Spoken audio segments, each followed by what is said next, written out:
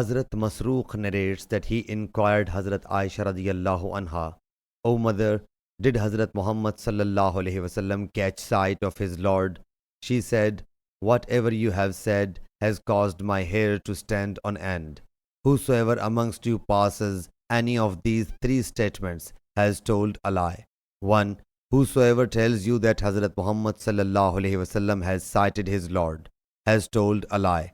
Then she recited, eyes comprehend him not, and all eyes are under his comprehension, and it is he who is the innermost, all aware, and it is not for any man that Allah should speak to him but through revelation, or that the man may be at the other side of the veil of grandeur. 2. And whosoever tells you that he knows what will happen tomorrow has passed a false statement. She then recited, and no soul knows what it will earn tomorrow. 3. And whosoever tells you that the Prophet has concealed something out of Allah's command, he has told a lie.